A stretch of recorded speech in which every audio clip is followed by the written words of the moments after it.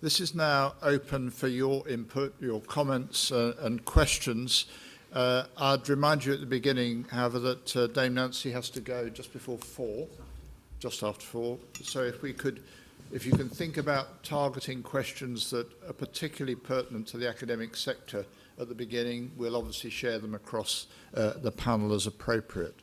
But please, are there questions or comments? Alistair Breckenridge. Could you just wait for the microphone, please, Alistair? Alistair doesn't need a microphone. Alistair Breckenridge.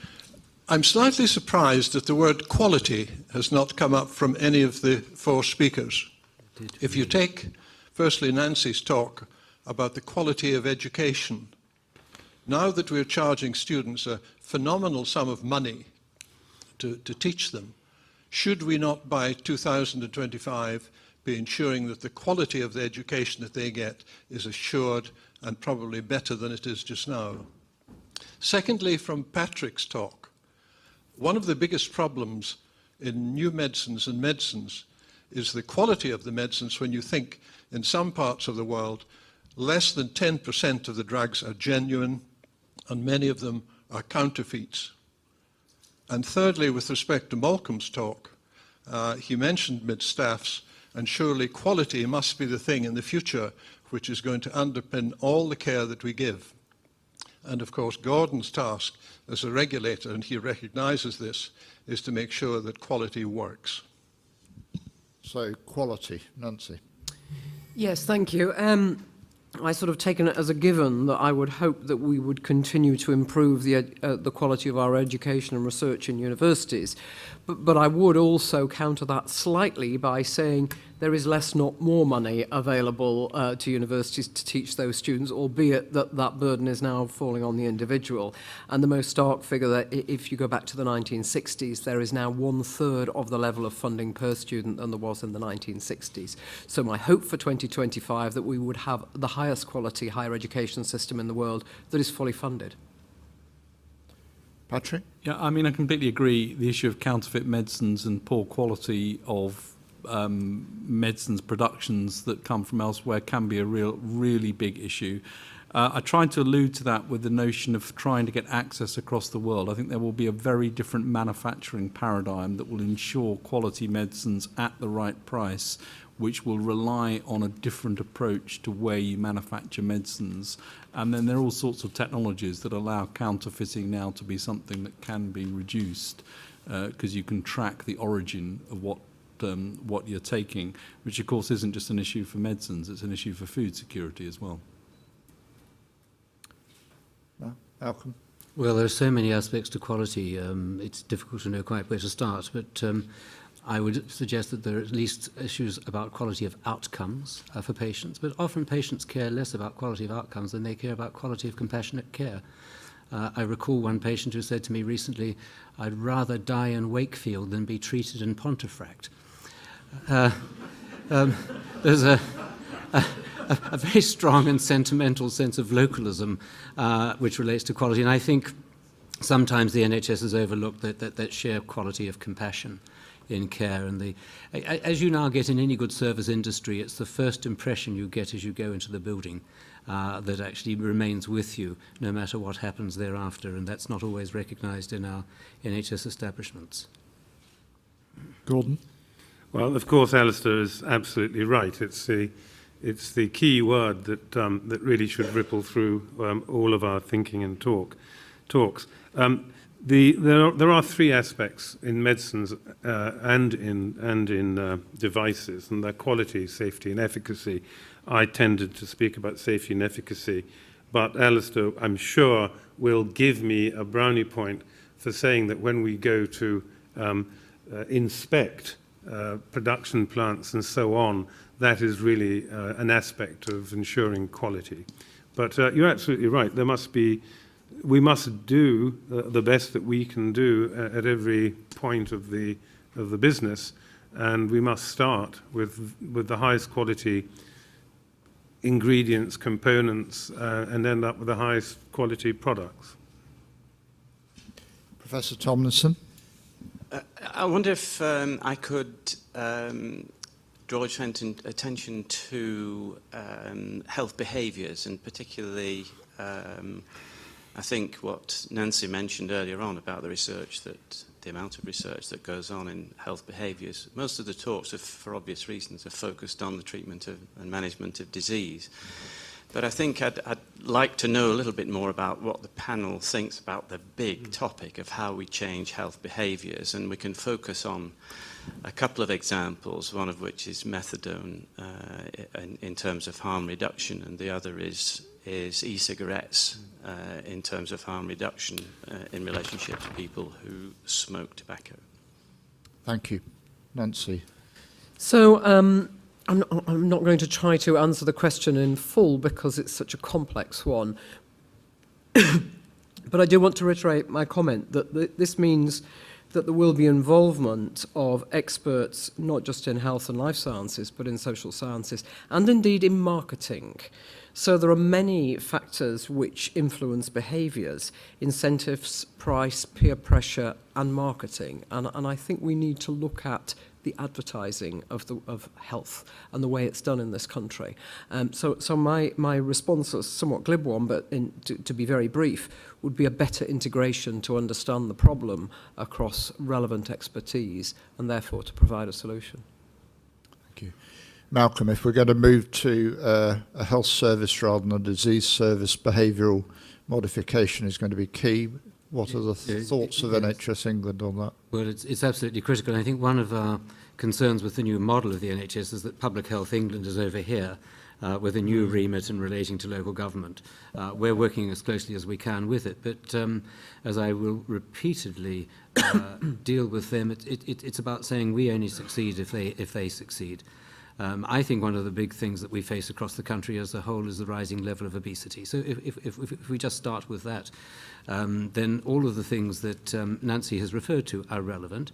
I think that it's not just advertising, but it's also how we design houses, how we design cities, how we have people walk upstairs and escalators, and how we get people out with more exercise, how we work with the big retailers around reducing the fat content and the quantity and the way in which food is sold, and I think some of them are starting to come around with this. But I'm also quite clear that in due course, both with food and with tobacco, we need much tighter regulation. I think self-regulation takes us only to a limited extent. This is urgent. In terms of obesity, we're the fattest nation in Europe. We're still, I'm happy to say, deferring to the Americans and the Australians in this respect, but the strain this puts on the NHS is astonishing, and in particular around the strong correlations with COPD, with mental ill health and depression, which is closely associated. There's an extraordinary complex set of things that we need to do. Patrick, farmer's role? Well, I think I completely agree with what Malcolm has said, and I think health behaviours are critical. I think the pharma industry does have a role there. I think it's as you know, it's incredibly difficult to influence these things. I think Nancy's right. There is a role for people who understand communication on this. In other words, it's not a lecturing; it's actually an engagement. I think that's often missed, and I do think that some of the younger generation are going to interact very differently with sources of feedback and information which can be harnessed to alter health behaviours. I think that's going to be different. Gordon, any comments? If I can answer a specific part of the question, which is about e-cigarettes. And e-cigarettes have been around now, and they're going to increase massively in popularity.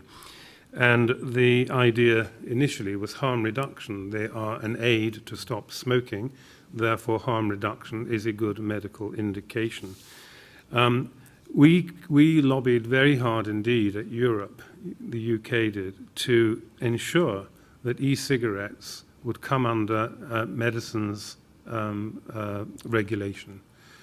The benefits of that would have been a consistency of quality, a high quality to begin with, and then consistency of dose and dose delivery, and also the statutory obligation for producers to provide data on any unsuspected harm that was being done, and the agency would have taken a role also in following up post-marketing of a new product like that. There was a lot of support for that in Europe, but in the end what happened is that it was decided that devices that delivered a certain amount of nicotine, above a level, would be medicines, and those below that level would be not medicines. And in the UK, it's not clear, but it would seem that they will come under the tobacco legislation, which will at least, reduce their ability to advertise. But the worry is that people will start using these and become nicotine addicted who may well not have started smoking cigarettes. And the other worry is that we don't know what the very long-term effects of smoking these cigarettes would be. And we are not now in as good a position to get that information as we might have been. So it's a very good question, and it's right on the current agenda. If I can just put in a plug and say that a future forum session will be on a very important aspect of behaviour, linking these perspectives, which is on adherence to existing medicines. So look out for that. If I could be allowed a question, one that actually enjoins, again, the panel. We've seen in recent years pharma working more closely with academia and trying new models of engagement, and we've seen the development of not only academic health science centres but academic health science networks. I'd be very interested to hear the panel's view on how they think those relationships will evolve over the next decade. What would be their hopes for those relationships? Nancy? I would hope they will become much more partnerships. I think, and speaking from academia, there's tended to be a view, and this is paraphrased in a way that's probably not entirely fair, but a prevailing view in academia that industry will come along with its problem and a lot of money. We'll take the money and solve a different problem, because that's what we're working on. And I think we're moving towards a shared understanding of the problems and a collaborative approach to the solutions. And I think that's true also in the academic health service partnership, that rather than being we discover, you deliver, it's we share that problem. And I think that can only be beneficial for the future. And one of the features I did want to mention that's been common across, I think, the presentations is the removal of boundaries and barriers and the recognition of added value. And I think that's something that's featured across all of these. Thank you. Malcolm. Yes, I mean, it's certainly featured in what we're thinking about between primary and secondary care. I mean, that's a huge boundary that has to be taken down.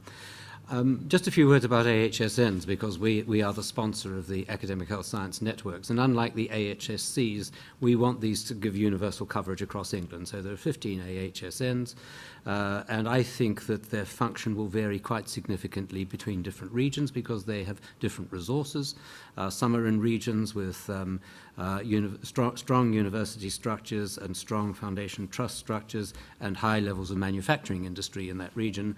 Others are perhaps more remote but with different focal needs and different opportunities. So we have doled out modest amounts of money as a pump primer to get the AHS up and running, working closely with them, trying to share practice across the country. The point of an AHSN, I think, is not to get discovery from the laboratory out to the bedside. It's to get it from bedside to bedside. It's replication, where we've, I think, traditionally been rather weak at in England, and where we see the AHSNs as a vital mechanism for transcending some of the ancient boundaries that have inhibited that movement.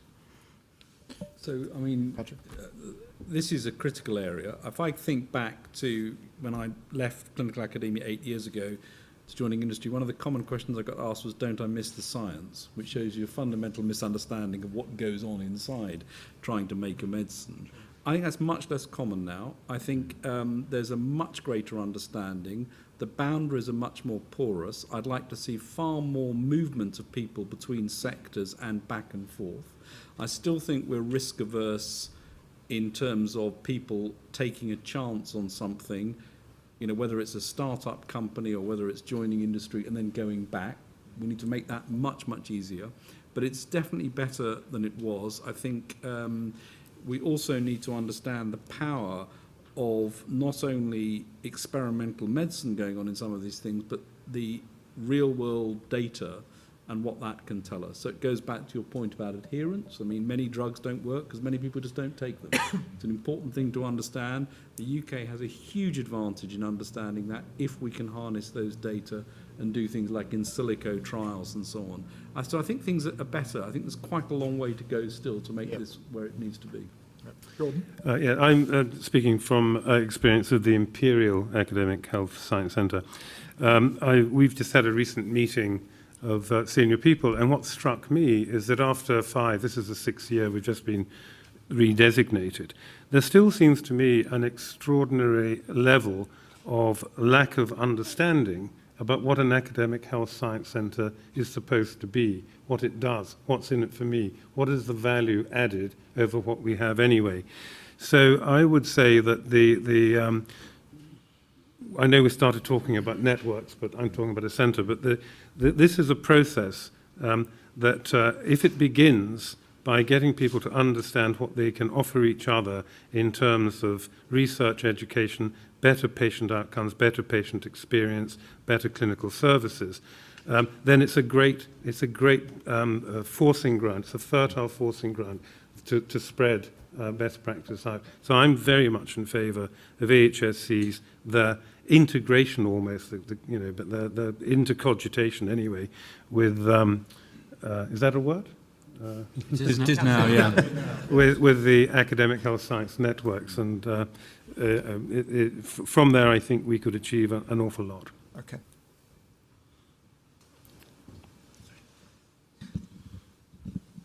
Thanks. I just wanted to ask about the pharmaceutical model, and Nancy alluded to this in your talk about the problem with antibiotics and the fact that the cost of developing these drugs for what is in effect a rather niche indication now has led to the pipeline essentially drying up with all the implications which we all know about. So I guess the question is, what is the appetite within both industry and indeed the regulator for novel models for the development of new drugs, and what's the realistic prospect of us being able to develop those, because we need them very badly?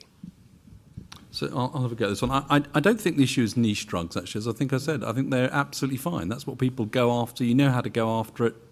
Actually, you've got a greater security of getting there because you've got a better foundation to build from. The antibiotic issue is very real and important. And there, it seems to me that there are a number of problems. So there are very few companies now working in this area. We're one of them that continues to work in it. The first thing is it's incredibly difficult to make a new antibiotic. So it's much more difficult than people realise. It's one of the areas I thought was going to be easy when I went in, because it sort of seems obvious that you should be able to do it. But as you know, it's actually very difficult, not least because of the safety angle. But the real problem is, as a society, if somebody makes a new antibiotic, what I want is us not to use it. And that is really the problem. That's the business challenge, that you make something that the correct response when you've made it is thank you very much, I'll wait until I need that in 15 years' time, by which time your patent's gone. That needs to be fixed. So I think there are 4 things that need to be fixed on antibiotics. One, I think there needs to be a much greater focus on what constitutes a good target for going after. That needs academic and industry funding in a joint venture. So we need to be better at focusing basic research in the right place. Number 2, I think doing clinical research, maintaining a high-quality clinical research group to actually undertake trials in antibiotics is difficult when there's one coming through every few years. So I think there needs to be a group of that coming together across industry to say there's one group that does the development and massively reduce the economic burden. 3, and this comes to the regulatory point, it is odd that however helpful regulators are, there are lots of them. And, you know, why wouldn't you just have a single regulatory process around antibiotics with greater harmonisation between the US and Europe, for example? And I know that's being discussed. And the fourth is you've got to fix that market problem. You can't make something that no one's going to buy. So there has to be a system to look at pre-purchase or something to incentivise people to make it. Then I think you get more people coming back into it. So I think there are some things that can be done. As you know, lots of people are looking at this, and there are some pretty good ideas emerging from the UK, which I think will be exciting. Could I just briefly add one thing to that, that people are willing to pay more than pennies? Because antibiotics are incredibly cheap at the moment, and the newer models, the newer types that are coming through are very, very heavy on investment. Gordon? I just wanted to say that if there are newer models, if there are newer ideas of how to go about things, you will find a sympathetic conversation at MHRA. And generally, I think in Europe now, we're beginning to move away from everything. The evidential base for everything must be the classical, you know, large phase 3 placebo-controlled trial. I think there is weight now given to other types of evidence, observational evidence, things that support directions of travel. So we have this open door for people to come and say, look, I've got a great idea how to make this and make that, whether it's an antibiotic or anything, and start a conversation. And if there is merit, if it's persuasive, then you'll be supported. Thank you. This lady there. Is the panel able to comment on the future of reimbursement for genetic testing? Who's going to pay, and what are the pertinent issues that will surround this?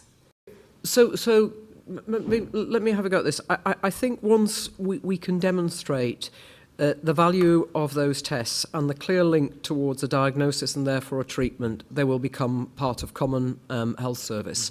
It's that gap in demonstrating that link at the present time. I agree with that. And there are some, of course, that are becoming exactly like that, and those are real. They should be used because they influence the treatment. There are lots that give you just a lot of very vague information that does unhelpful. But in terms of who pays for it, I think we need to move, and we are moving, I think, rapidly away from single kits for individual tests to actually either accredited labs doing multiple tests or multiplex testing, because it's going to be common across a number of areas, and I think that's the way things will go. Yeah. Thank you. I think Hakeem, were you in the middle here?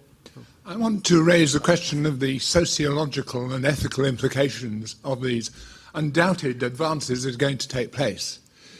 If one went out to Afghanistan and has a look at the treatment of the patients over there, in Britain they'd have it's improving, they would have had a 30% chance of dying unnecessarily. In Afghanistan that's been reduced to about 1%.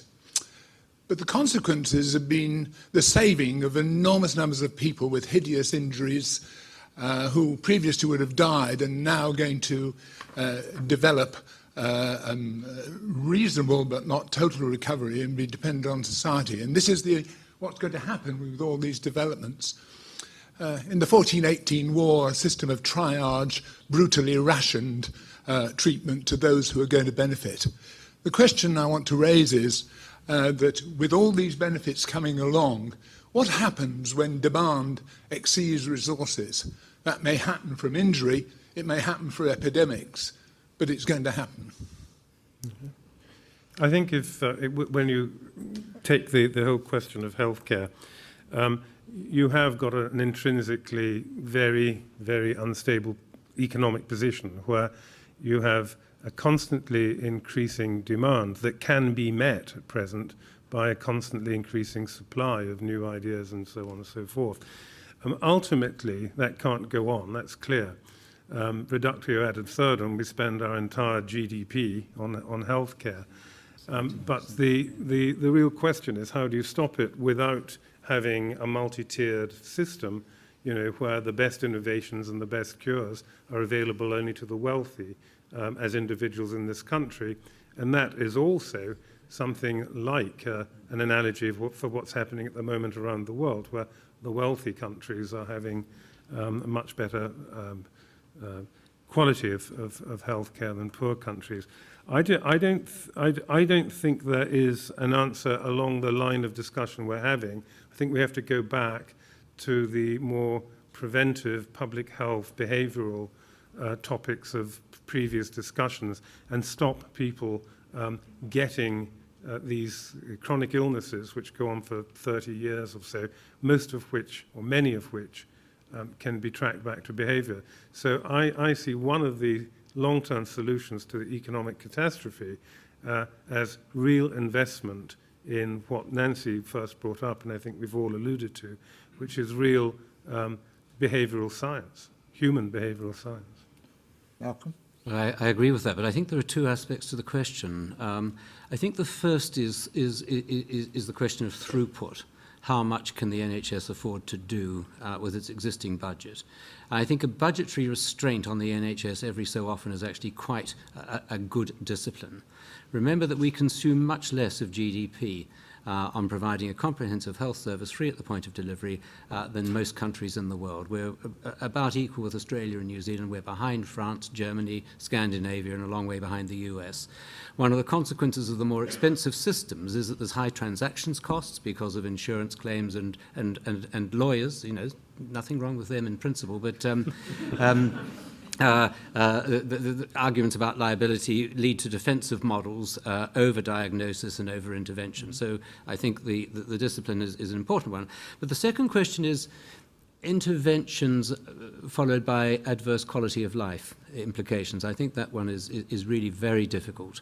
There's always been rationing implicitly within the NHS. In which clinicians have taken decisions about quality of life following interventions. It's much more difficult to do that in a hidden way now in a much more transparent society and with patient expectation. We do things now with infants, indeed with fetuses, that were completely impossible 10 years ago, congenital heart disease being a very classic example of that. Lives are being saved, and the lives that those children will live may not be as fulfilling in a physical sense of those of other children, but nonetheless many of those lives will bring great value to the individuals and to their families, and it's quite difficult at the time that the intervention is occurring to start to discriminate between the two. I'm just very taken that I have a very good friend in the US who's a university vice-chancellor whose granddaughter was born with congenital heart disease. The child is now about 4 months old, has been in and out of hospital. The bill to the family so far is $300,000. In this country, it would be zero, and we would have done those procedures without thinking about it. And to me, that's an extraordinary, iconic value of the NHS. Okay. Hakeem? I wanted to come back to the issue of behaviour. Nancy, you picked up on the need to address behavioural research. I think the topic of blurring of boundaries has also been mentioned, and Patrick, you mentioned the new alliance with EBI and Sanger. I'm wondering how far away we are in that journey towards 2025 of GSK, NHS England and Tesco's generating a collaboration to actually look at health, behaviour and how it fits in within a healthcare system. I'll answer that and then apologise. I have to leave to give a talk at Imperial. Interestingly, we have a collaboration with Tesco using the data on their loyalty card to look at incidences and location of obesity. It is happening now, and it's increasingly happening. And I'll leave Patrick to continue while I stick away. Sorry. Thank you. Can I just say thank you very much to Nancy? Apologies, I have to go.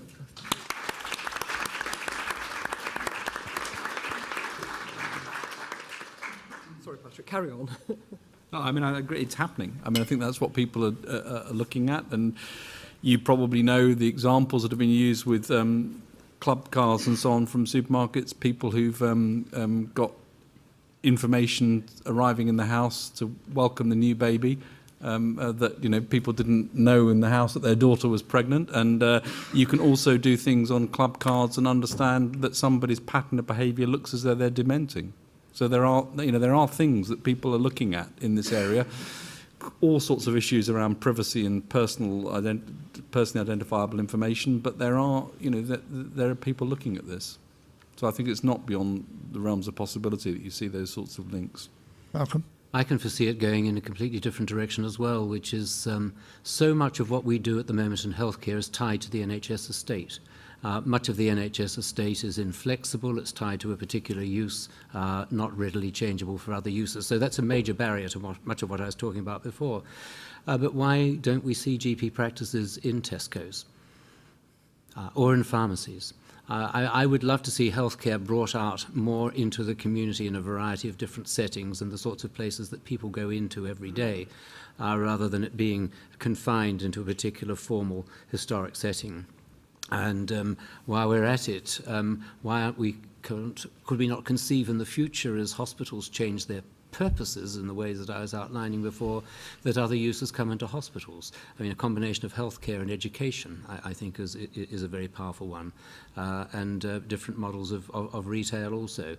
I think that the future will be fewer boundaries, much more fluidity, and an integration of healthcare and behaviour into a general pattern of life.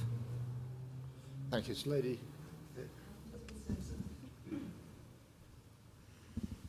It's really a continuation of this same point.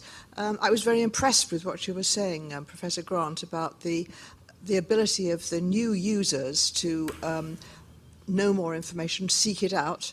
But a lot of them do it from a very poor education base of understanding biological processes.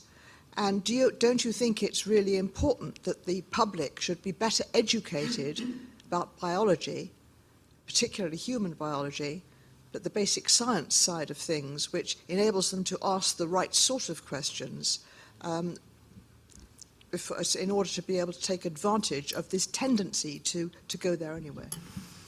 I'm not sure about that. I mean, I think that, to put it simply, we can all understand how we enjoy using an iPad without understanding how it works internally.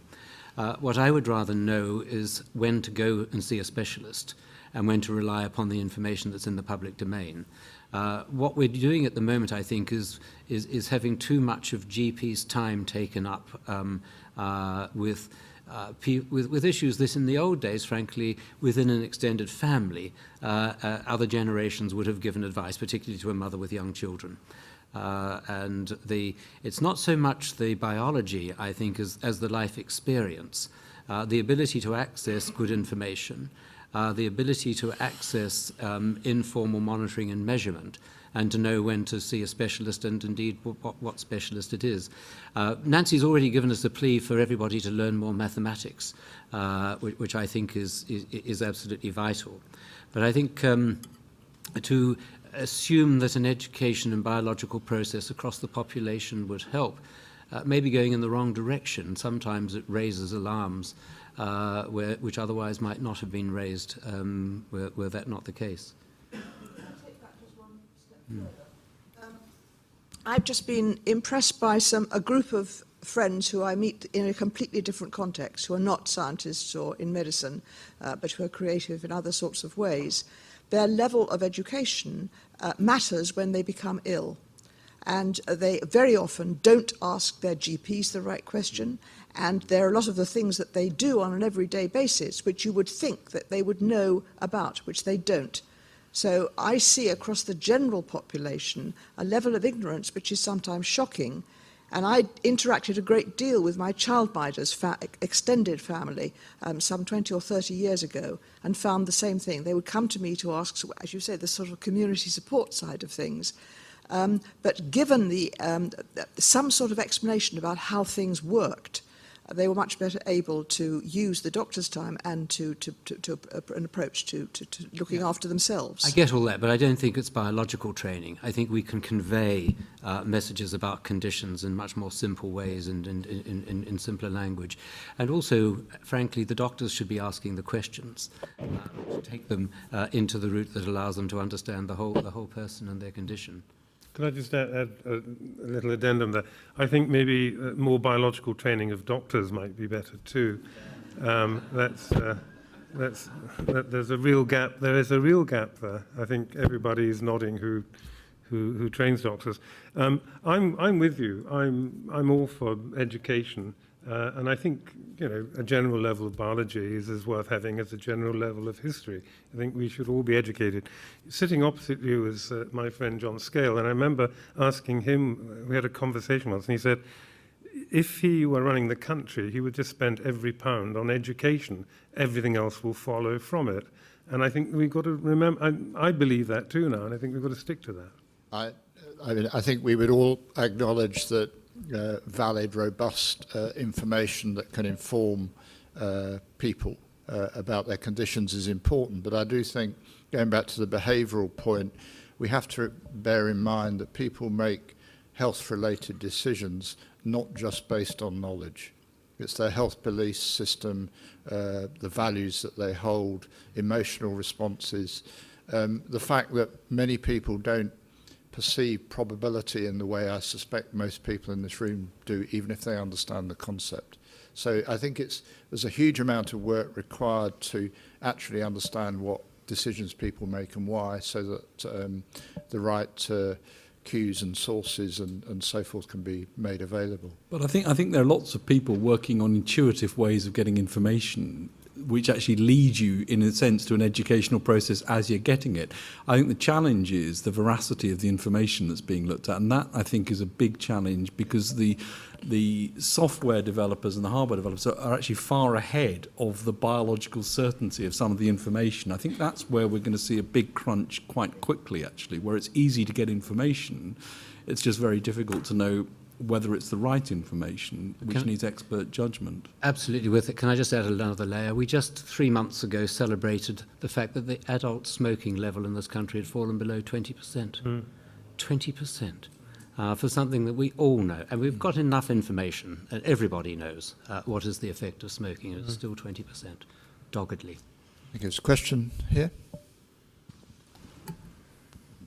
I'd like to raise the question about translating drug development into the bedside. I don't think clinical trials was mentioned.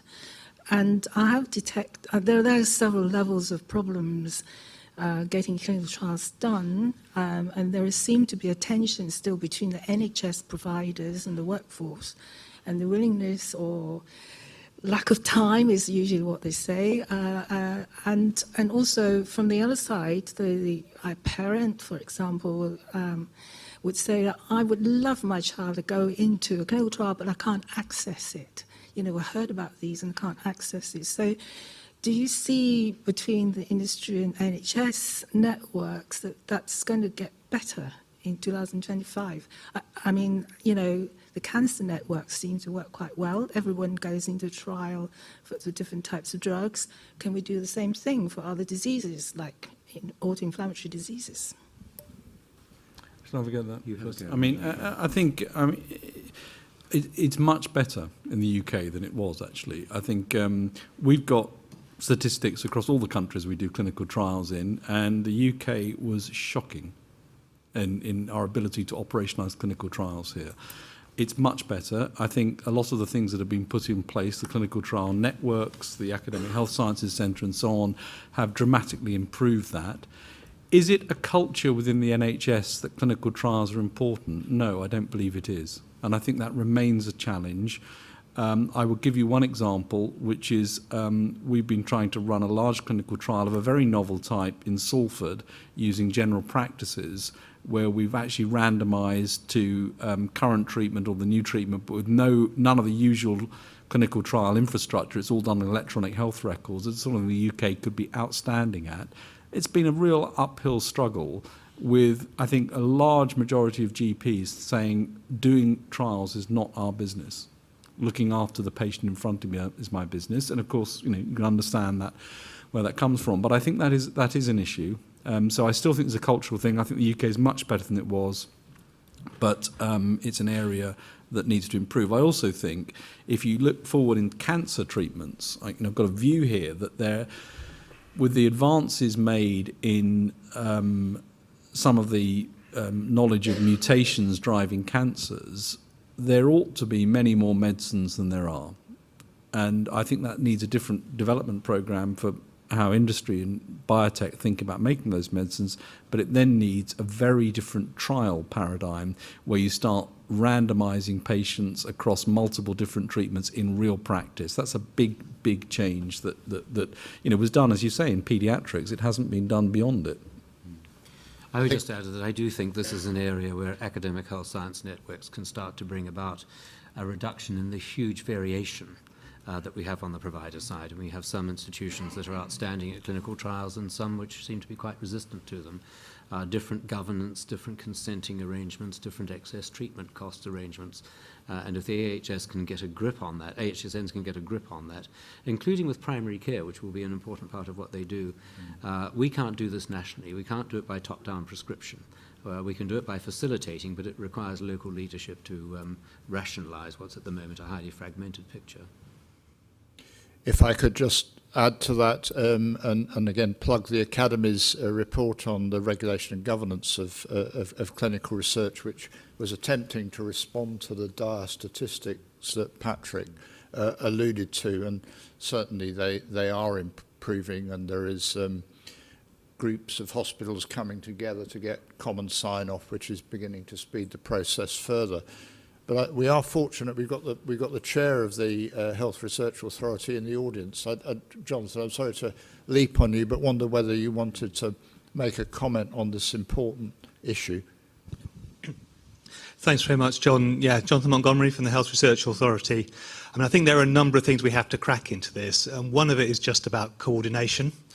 And it's how do we link the people who see the connections between research and high quality care with the people whose job it is to find out that it can be made to happen, and actually the people who have to help recruit patients and deliver it. And one of the big blocks has been the adverse culture, if you like, in R&D departments, and the good ones are brilliant, but some of the R&D feel they're caught between a rock and a hard place, and actually the safest thing to do is to not do research, because if things go wrong, they get it in the neck.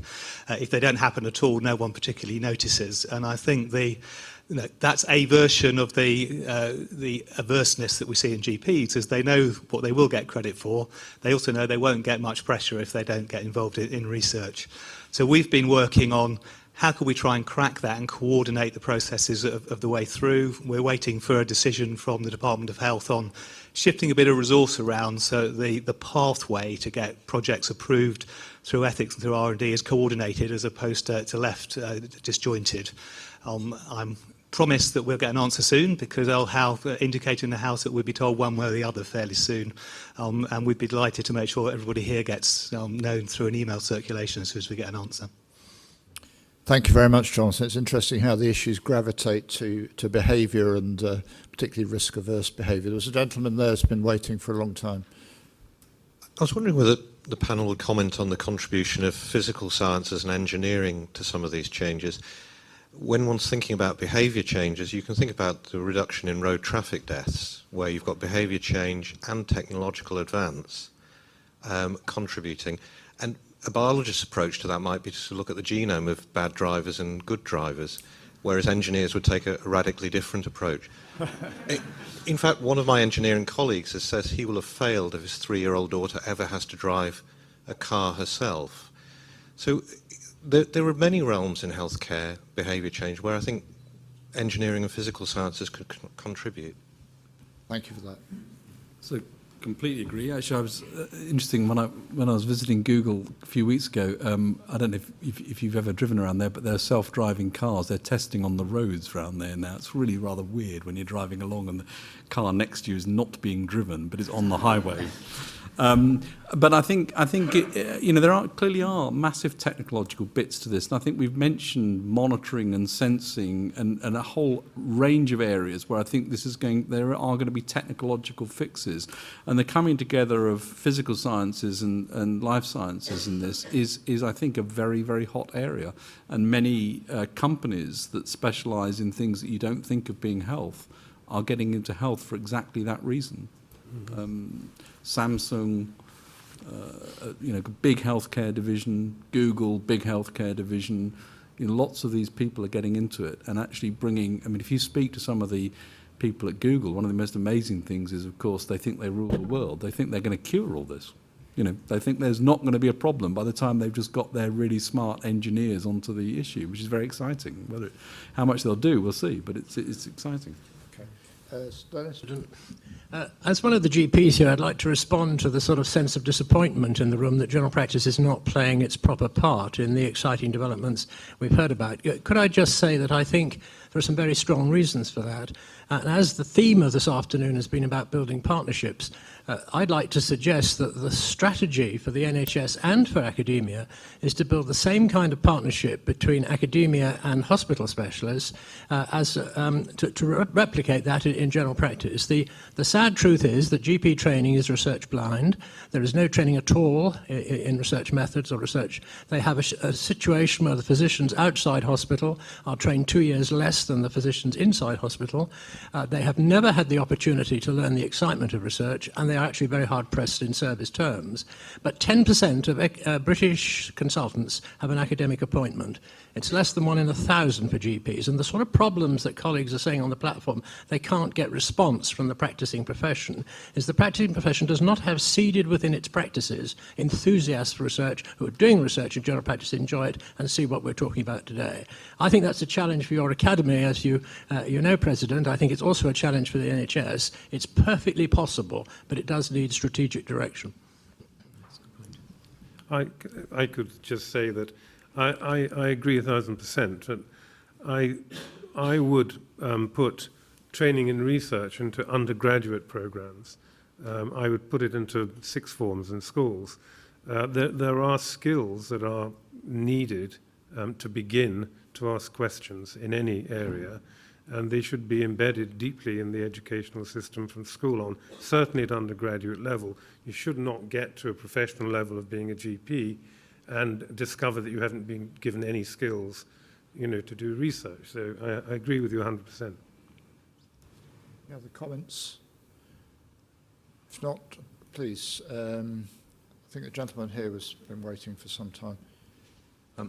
I want to go back to the regulatory issue. One particular new law, which didn't exist until the 1970s, was the confidentiality issue in relation to medical research generally. And up to the 1970s, the MRC guidelines specifically stated that bona fide non-commercial medical researchers could have access to patient records without informed consent, provided it didn't involve any contact with the patient. I mean, once you're contacting patients, it's a different situation. But the cost of epidemiology of this restriction is enormous. I mean, I think it's probably not an exaggeration to say that we could double or triple the amount of work we do in Britain, particularly with the amazing new resources that now exist with HES and the ONS and so on, if that restriction were lifted. And I think we need a Medical Research Act which deregulates non-commercial medical research. I mean, in relation to commercial medical research, there is a problem because people aren't happy about it. But I mean, the general population are overwhelmingly, well, the general population assume we have access to their records, in fact. Yeah. They're actually astonished to find that we don't. Yeah. And I mean, well, I mean, I don't know what people think of that. I mean, we're running a trial at the moment in general practice, actually, of vitamin D, and it's made enormously more complicated and more difficult for the GPs because we aren't allowed to see even the names, initials, and dates of birth until they're given signed informed consent. We invite them. 10% say yes. They come along to the surgery. They're not eligible for until various tests have been done. Mm. So our computer system to run the trial, we can't make an entry for the patients until they've signed the informed consent. And so the poor old practices have to create great big Excel files and manage this rather complicated database simply to give us the patients after they've consented. And that's a minor example, but I mean, it applies across the board. And it's a general view, I mean, among people like me, that, as I say, that I mean, we could double or triple our output. If we simply had the reversion to the laws of the 1970s, in fact. Yeah. You're making a very strong and important point, in my view. I was at a meeting this morning with Sir Richard Sykes, and he put it very nicely. He said, the NHS is one of the biggest companies in the world, and the managers have no idea what they're doing because nobody tells them how they're doing. You can't get to the data that will tell you if you're doing a good job or a bad job. We all know that if we can get through the 6 months cooling off period and relieve the public anxiety about the accumulation of data from electronic patient records at a single centre in Leeds, then that might be the start of a fix here. But it will still take a number of years to get the longitudinal data that we're really going to need to do this, most studies. But we need to start. We need to start soon. And I do think that the key argument here is not how secure is my data, because it's already electronic, but how secure is it in a pseudonymized in a database in Leeds, compared with how secure it is now. And I don't believe that it's secure now. I certainly don't believe that all the notes that people made on me at various times when I had my tonsils out and so on, they're on some scrap heap somewhere. We have a history of not really curating our health data and not letting bona fide people with real questions get access to it. And we're paying a price for that, and we should turn that tide and stop it. And Leeds is one of the huge options that we have and advantages that we have. Shall I say a couple? I mean, history produces rich irony here. My wife, who's a GP, was reminding me that when she first had a computer on her desk in general practice, it was provided by a drugs company. The computerization of much general practice was funded in return for the disclosure of the data that the GPs entered in their computers. Now, primary care is now one of the best computerized and consistent models across the whole of the country, but that's a strange birth that gave rise to it. Secondly, I think we need to do, first of all, and we are committed to this, which is giving patients access to their own records online. So that patients are often, I think, worried about the sharing of data because they're not quite sure what's in there. However, that's the medical record as opposed to what care.data will extract, which is a certain series of key points, of data points, which have been entered by the GPs. And I'm slightly worried that at the moment we've not got that message out sufficiently clearly of how limited are the data that are being proposed to be extracted. I think the next part of it is that we do not want to have an opt-in model for care.data. It has to be an opt-out model. By law, we are not required to give opt-out. By law, we were permitted to extract patient data straight from GP records and to combine them with hospital episode statistics, which are already in the Leeds repository. And I think that by opening the door to an opt-out, we excited public opinion, but we still think it was absolutely right to allow this to occur. But what I think overtook us a little was the sense of public concern that has been fostered by NSA and Snowden, and the sense of a big brother mentality. And it's not just, are my data safer, are my data going to be in a big database that's going to be reviewable by the Americans elsewhere? So I think we've got to do an enormous amount of work to allay those concerns. To me, and I'm very simplistic about this, we have a system of socialized medicine, and that carries responsibilities as well as rights.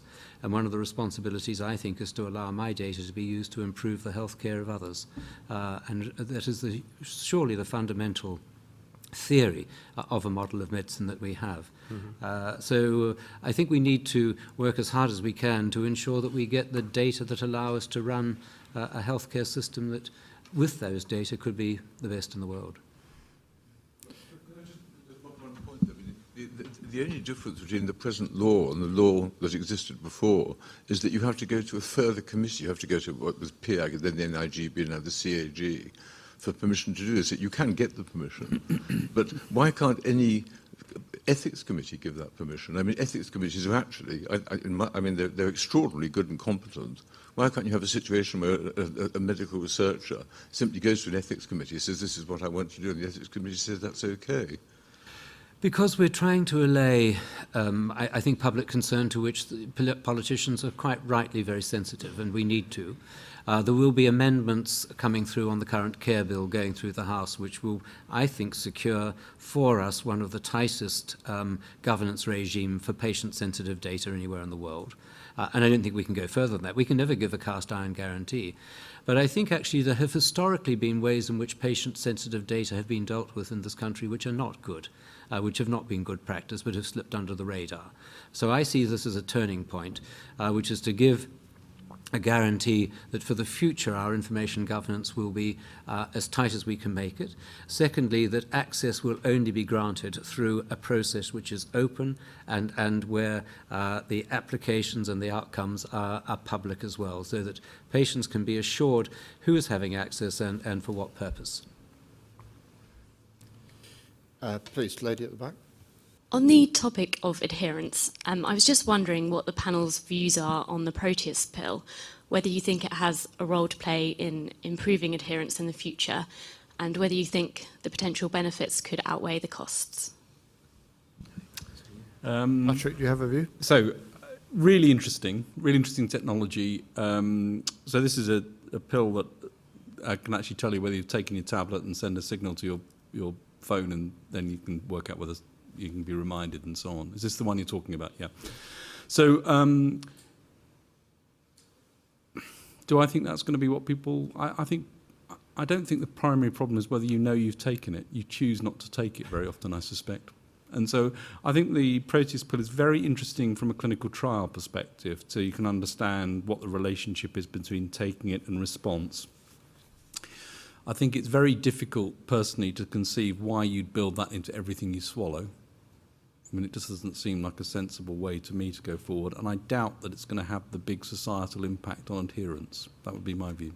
I think I would agree with that. Can I be provocative, given that we're looking 10 years ahead? We've heard a lot about behaviour change and more of a life course approach to the development of particularly the chronic diseases. There's evidence from animal studies and indeed evidence from nutritional studies in neonates that there are periods of life during which a human being can be reprogrammed to limit their risk of certain longer-term diseases. You could extrapolate from that you could be exposed to a drug for a particular short period of time during development, which would allay that later risk. My question is, Patrick, of you, is that something that Pharma is even contemplating? And secondly, Gordon, what the regulatory challenges that would present would be. So, on a broader level, are we looking at things that alter epigenetic marks and reprogram cells which might have a long-lasting effect? Yes. Are we proposing to do what you say? No.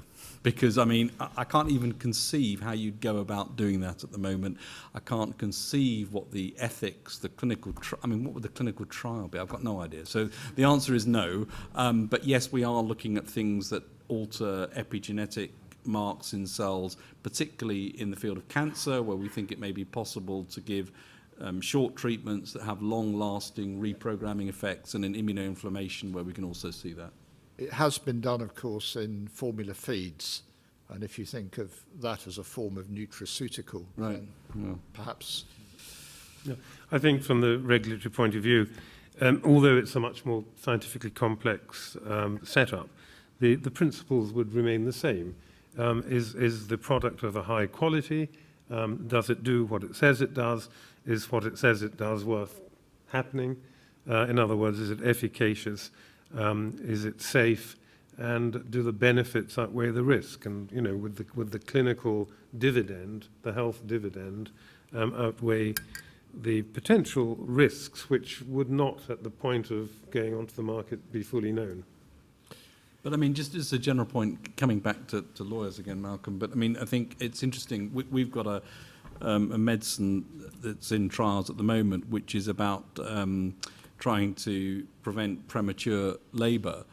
I mean, just the process of trying to give anything during pregnancy is incredibly difficult. I mean, we pushed it, we're going to do the study, but, you know, you can almost feel the salivating lawyers on this for any viewpoint. No. Can I just, John, because the other thing, you talked about neonates, but I'm really worried about the other end of dementia. And drug adherence often in this group of people is a consequence of confusion. Given our wish to ensure that people can live independent lives for as long as possible in their own homes, I think it is quite useful to explore other ways of understanding whether drugs are being taken, and if not, to have some way of prompting them to be taken. Indeed. I agree with that, and same for inhalers as well. Yes. I think, ladies and gentlemen, we've gone past 4:30, so I think we should bring this to a close. You'll be delighted to know that I'm not going to try and summarise what I think has been a very rich discussion, which has covered most of medicine, ethics, regulation, and opportunities facing health over the next 10 years.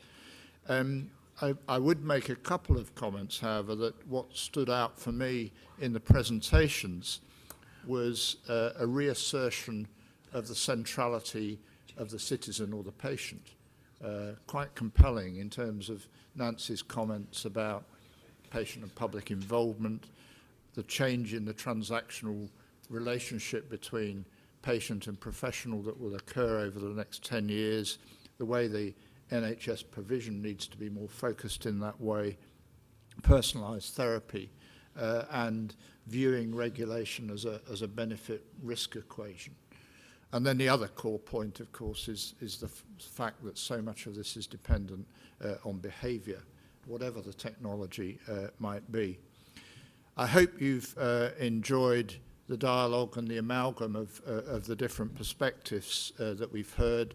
This is emblematic of what we want to achieve through the forum, bringing these different perspectives to bear. And just to inform you that the three forum events that are planned for the future, the first is open innovation in the NHS, the second is regulation of medical software, and the third I've already alluded to is patient adherence to medicines. But we of course welcome suggestions for other topics that would be of considerable interest to this audience. So it simply remains for me to thank sincerely our speakers this afternoon for really splendid presentations and for answering some challenging questions so well. To you, the audience, for your contribution, and to Naho Yamazaki and Claire Cope for helping us organise the meeting today. Refreshments are available in the ERA Foundation room through there. Thank you very much indeed.